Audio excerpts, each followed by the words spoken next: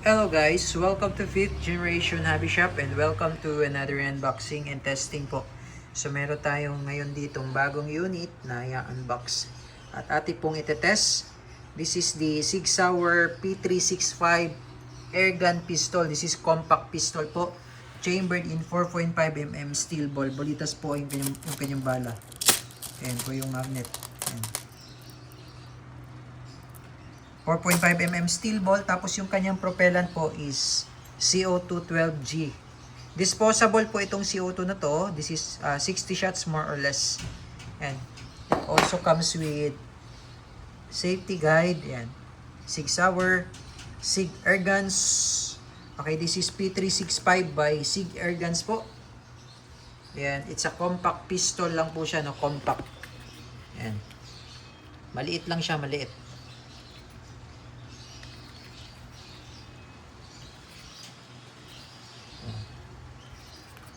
Airgun pistol, CO2 powered, chambered in 4.5mm steel ball.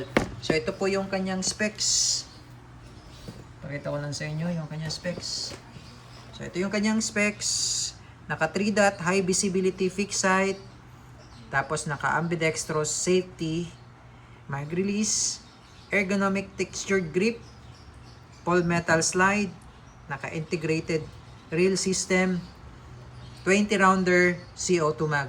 Okay, so yung capacity niya po ay 20 rounder. Ayan. A 3 dot sight. So ito yung 3 dot sight natin. Green sa front, white 2 dots sa rear.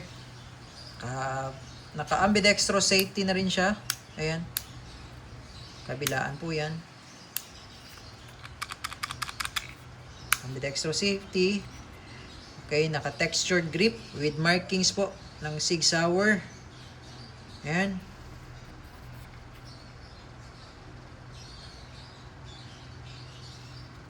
Front and rear serrations.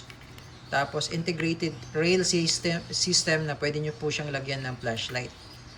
Okay, check natin yung kanyang magazine. Okay, so ito po yung mag-release. Ganda ng grip niya. Tapos pag hinawakan mo siya, sakto lang sa kamay. Okay, so ito yung kanyang magazine, CO2 mag, na ang capacity niya po ay 20 rounder. 20 po ang capacity nito. Bolitas po ang bala. So sa paglo-load po, ganito lang po. So, pwede nyo siyang i-lock dito hanggang dulo, yung spring. Tapos, ito po yung ating bulitas na bala. Dito lang po siya ipapasok. Diyan. Yan. So, nalalaglag po siya. Yan.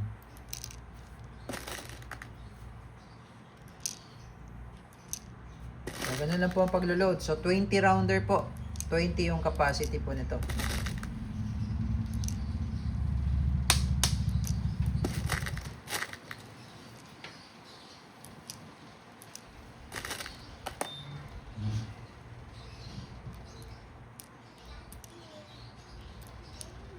Ayan. Tapos, release nyo lang yung spring. Ayan. Tapos, dito naman po yung slot niya. So, meron siyang kasamang Allen tool.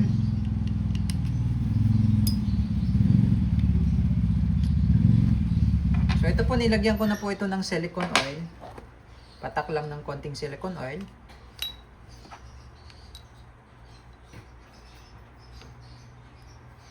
Ito yung cup niya. So, ilalapat lang po muna natin yung thread bago tayo gumamit ng tool. Okay, kailangan po mabilis ang pihit. Tamang higpit lang po, no? Ayan. Okay, so dagdagan lang natin ang bala. Malaglag po eh. Ayan. Okay. So, this is blowback po. P365 blowback po siya. It's a compact pistol. Yan.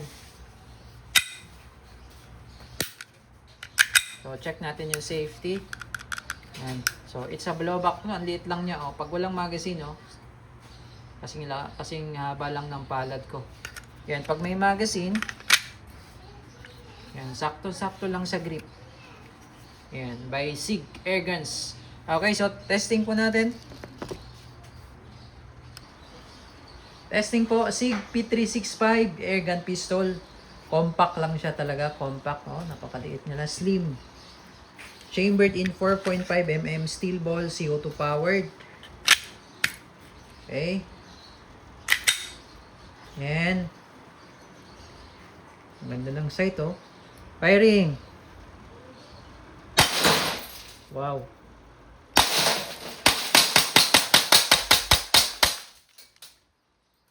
Grabe, oh. Wow.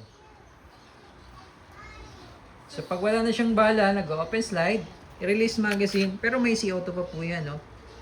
Yan. Durog na durog, oh.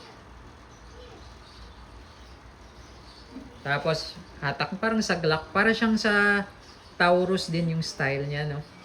Then, tulak lang. Then, release. Okay? Hammer down. Okay, Sir Charito, All Goods P365. Oh, ganda niya, oh. Airgun pistol.